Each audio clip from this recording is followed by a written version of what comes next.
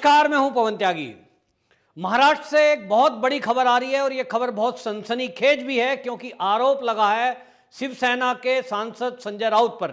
जी हां, सामना मुखपत्र के सह संपादक और शिवसेना के बड़े नेता संजय राउत पर एक महिला ने आरोप लगाए हैं कि वो पिछले कई साल से उस महिला को अश्लील वीडियो कर रहे हैं, वीडियो कॉलिंग कर रहे हैं और गाली गलौज कर रहे हैं और ये सब किया जा रहा है, पुलिस के जरिए प्रताड़ित किया जा रहा है। और ये इसलिए किया गया कि उसने पैसे नहीं दिए और 8 करोड़ रुपए की मांग संजय राउत से की तरफ से की गई मामले को रफा दफा करने के लिए।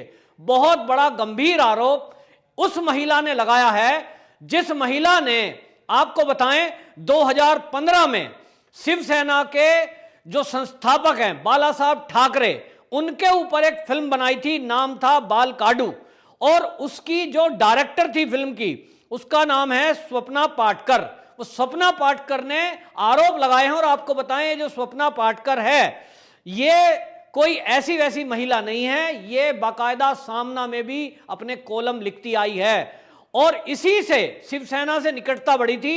उसके बाद उसने ये पेशे से एक काउंसलर है और ये साइकाइट्रिस्ट है। ये जो स्वप्ना पाटकर है, माइंड वर्क्स ट्रेनिंग सिस्टम नाम की काउंसलिंग क्लिनिक चलाती है और आपको बताएं कि the royal Marathi international film production की मैनेजिंग डायरेक्टर हैं। तो आपको बताएं कि ये महिला पिछले काफी सालों से महाराष्ट्र के अंदर काम कर रही है, मुंबई के अंदर काम कर रही हैं, फिल्म मेकर भी हैं। और सबसे बड़ी बात यह है कि शिवसेना के जो संस्थापक हैं उसके ऊपर फिल्म बनाई थी। लेकिन अब यह महिला आरोप लगा रही है कि संजय राउत इनको प्रताड़ित कर रहा है और प्रताड़ित ही नहीं तो इनके रिश्तेदारों तक को प्रताड़ित किया गया। और जो आपको बताएं, इसने आरोप लगाया है कि उनको बाकायदा संजय राउत के इशारे पर पुलिस ने परेशान किया और बार बार उनको थाने में बुलाकर बिठाया। उनको जो है बार बार उनके रिश्तेदारों से प्रताड़ित करते हुए उनको यह कहा गया कि आप स्वप्ना पाटेकर से कोई रिश्ता नहीं रखेंगे और इसके लिए बाकायदा उनको शिवसेना भवन में बुलाकर तीसरी मंजिल पर बिठाया गया और उनको मारपीट भी की गई। वो कह रही हैं कि जब उन्होंने पुलिस में कंप्लेंट की कि उनको अनावश्यक रूप से डराया धमकाया जा रहा है और उनके रिश्तेदारों की पिटाई की जा रही है, तो पुलिस ने साफ मना कर दिया कि हम संजय राउत के खिलाफ कोई भी कंप्लेंट लिख नहीं सकते, हमारी इतनी हिम्मत नहीं है। उसके बाद आपको बताएं, जो स्वप्ना पाटकर है, इन्होंने राष्ट्रीय महिला आयोग को यह सारी शिकायत दी, लेकिन राष्ट्रीय महिला आयोग की जो शिकायत है उसकी जांच राज्य की पुलिस के पास आती है और पुलिस उसमें कुछ नहीं करती। और इसीलिए अब स्वप्ना पाटकर ने ये सारे मैटर को प्रधानमंत्री नरेंद्र मोदी को लिखा है और नरेंद्र मोदी जी से आग्रह किया है कि वो उनकी रक्षा करे, क्योंकि ये सब लोग इस तरह खतरनाक हैं। तो उसने संजय राउत के लिए एक शब्द इस्तेमाल किया है, दरिंदा। उसने लिखा है कि संजय राउत एक दरिंदा है जो किसी को भी इस तरह से घेर कर परेशान करता है।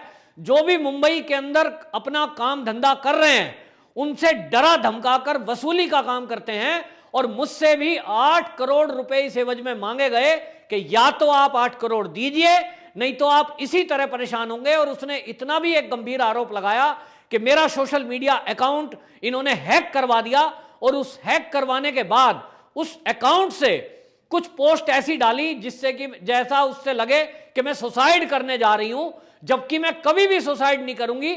और उन्होंने स्पेशली लिखा है कि यदि कभी मेरी मौत होती है तो कभी भी उसको आत्महत्या ना माना जाए और उसको हत्या माना जाए और इसका जिम्मेदार संजय राउत होगा। यह बहुत गंभीर आरोप उस समय लगा है जब महाराष्ट्र की सरकार घिरी हुई है अभी एंटीलिया मामले में और वहां सचिन वजह की जांच चल रही है मनसुख हिरेन की हत्या में। और आपको बताएं, मोदी जी को लिखे हुए पत्र में जो ये स्वप्ना पाटकर है, इसने बाकायदा जिक्र किया है मनसुख हिरेन का भी और इन्होंने कहा है कि यह भी आत्महत्या बताकर क्लोज कर दिया जाता और यह भी हत्या ना होती अगर समय रहते कुछ कार्रवाई होती। तो वो कह रहे हैं कि इसी तरह के कारनामे महाराष्ट्र के अंदर होते हैं। और उन्होंने जो पत्र लिखा है मोदी जी को, उन्होंने लिखा, पुलिस से पूछताछ करवाने के बाद भी जब संजय राउत की राक्षसी खुद को संतुष्टि नहीं मिलती तो मुझे परेशान, प्रताड़ित और बदनाम करके मेरा चरित्र हनन किया जाता है। वो कहते हैं कि पुलिस के पास जाओगी तो कुछ नहीं होगा। 2013 से मेरे ऊपर 2 बार हमला हुआ जांच अभी तक चल रही है, कोई आरोप नहीं मिला। 2014 में एसीपी प्रफुल्ल भोंसले ने बिना कारण मेरे खिलाफ जांच शुरू की। मुझ पर संजय राउत ने फिरौती मांगने का आरोप लगाया। 2015 में मेरा पीछा करना शुरू किया और धमकी मिली। मैं किससे बात करूं और किससे नहीं, इस पर नियंत्रण रखने की कोशिश की गई। मैं कहां जा रही हूं, क्या कर रही हूं, संजय राउत सब पर ध्यान रख रहा था। मुझे रोज ईमेल भेजकर बताना होता था कि मैं कहां गई और किससे मिली। बात न मानने पर पुलिस का नया मामला बना दिया जाता था। आपको बताऊं, ये पत्र में जो बात लिखी है ये बहुत ही गंभीर मामला है, क्योंकि अब ये लग रहा है कि ये जो शिवसेना की सरकार महाराष्ट्र के अंदर चल रही है, आखिरकार इस सरकार में चल क्या रहा है। अभी तक मनसुख हिरेन की हत्या को लेकर यह था कि वो सचिन वजय ने किया होगा, किसी एक मामले में किया होगा, लेकिन अब सीधा आरोप संजय राउत पर लग रहा है कि वो भी ये कहता है कि सारा मामला क्लोज हो जाएगा यदि 8 करोड़ रुपए आप दे दो तो। वो कहती है कि मुझे इस तरह से प्रताड़ित किया गया कि मुझे धंधे वाली बताया गया। पुलिस के जरिए मेरे रेस्टोरेंट पर रेड की गई। और आपको बताएं, अपना पाटकर एक रेस्टोरेंट चलाती हैं सैफरॉन 12 नाम का, ये मल्टी क्विनीन फैमिली रेस्टोरेंट है। और इस रेस्टोरेंट में वो कहती हैं कई बार पुलिस ने रेड मारी और ये कहा कि तुम यहां से धंधा करती हो और हमें धंधे की खबर है। मतलब एक फर्जी केस बनाया गया।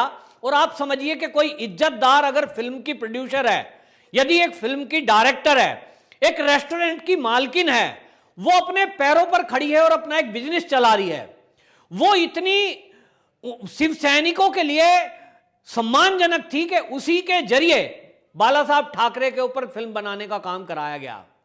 लेकिन आज जब उसने पैसे देने को मना कर दिया, संजय राउत के उगाही के दबाव में नहीं आई, संजय राउत की बातों को मानने से मना कर दिया, तो उसको धंधा बताकर, उसको बदनाम करके और उसकी हत्या करके आत्महत्या बताकर केस को खत्म करने की कोशिश की गई। ऐसा आरोप ये महिला फिल्म डायरेक्टर लगा रही है, ये बहुत ही गंभीर है। संजय राउत को इस पर तुरंत स्पष्टीकरण देना चाहिए। और आपको बताऊं, प्रधानमंत्री जी को यह चिट्ठी लिखी है, जरूर इस पर प्रधानमंत्री कार्यालय कार्रवाई करेगा। प्रधानमंत्री जी उम्मीद है इसमें तुरंत केंद्रीय जांच एजेंसियों को भेजेंगे।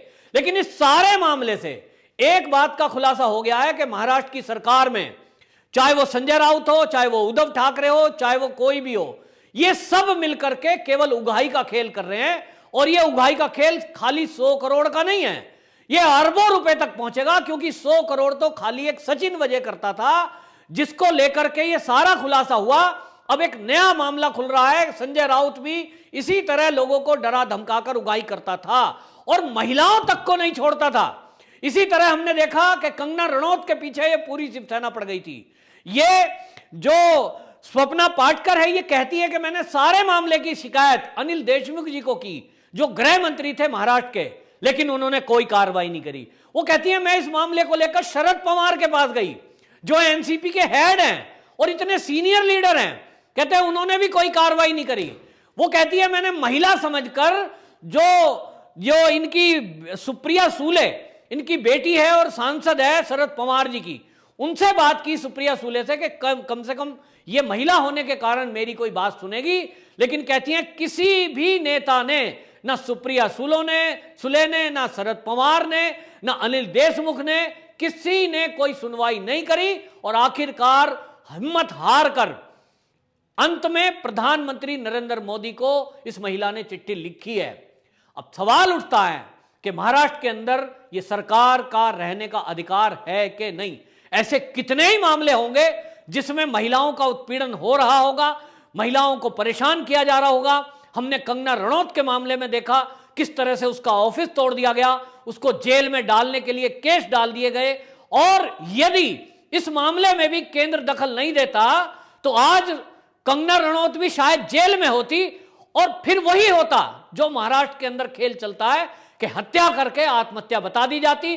और इस तरह का खुलासा ये जो स्वप्ना पाटकर ने किया है कि वो आईडी हैक कर लेते हैं, सोशल मीडिया हैक कर लेते हैं और उस प्लेटफॉर्म से ऐसी पोस्ट डालते हैं कि जैसे कि कोई आत्महत्या करने के लिए प्रेरित हो रहा है या आत्महत्या करने वाला और उसके बाद उसकी हत्या कर देते हैं। यह बहुत ही गंभीर आरोप स्वप्ना पाठकर ने लगाया है। और इस आरोप से एक बात याद आती है कि जैसे ही सचिन वजह पकड़ा जाना था, उसके जस्ट पहले आप देखिए सचिन वजह के जो सोशल मीडिया से इसी तरह की पोस्ट डाली गई थी और उन्होंने कहा था कि अब दुनिया को अलविदा कहने का समय आ गया है। तो सवाल उठता है कि ये शिवसेना वालों को कोई भी अपने रास्ते से जिसको हटाना हो, सबूत मिटाने हो, क्या ये इसी तरह सोशल मीडिया अकाउंट को हैक करके या उससे जबरदस्ती इस तरह की कोई पोस्ट डलवाते हैं जिससे कि लगे कि उसने आत्महत्या कर ली है? ये बहुत गंभीर मैटर है और उस गंभीर मैटर को तुरंत संज्ञान लेना चाहिए प्रधानमंत्री कार्यालय को, सीबीआई को, और सीबीआई तुरंत इसमें हरकत में आए और संजय राउत की तत्काल गिरफ्तारी होनी चाहिए। जिस तरह का गंभीर आरोप संजय राउत पर एक महिला फिल्म प्रोड्यूसर, डायरेक्टर और एक पत्रकार ने जो लगाया, क्योंकि वो सामना पर कॉलम लिखती थी और वो एक रेस्टोरेंट चलाती है और वो आरोप लगा रही है, तो आप समझिए अब उसका रहना कितना मुश्किल होगा।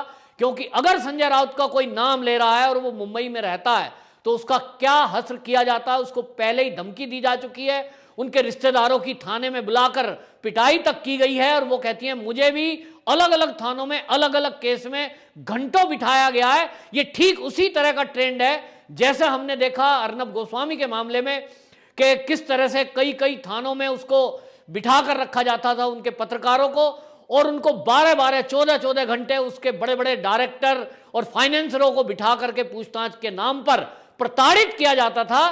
पुलिस इस तरह का काम ये शिवसेना के नेताओं के कहने से करती है।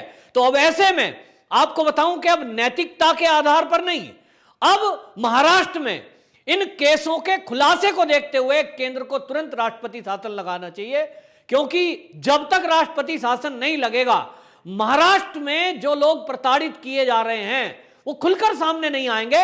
क्योंकि एक महिला ने हिम्मत दिखाई है कि उसने प्रधानमंत्री जी को पत्र लिखा है, लेकिन ऐसी कितनी महिलाएं होंगी जिनका शोषण हो रहा होगा, जिनको इसी तरह प्रताड़ित किया जा रहा होगा, जिनको इसी तरह गलत मामलों में फंसाकर धंधे वाली बता दिया जाता होगा और वो आत्महत्या कर लेती होंगी या उनकी हत्या कर कर आत्महत्या बता दिया जाता होगा, जिसका जिक्र डॉक्टर स्वप्ना पाठकर ने अपने पत्र में भी किया है।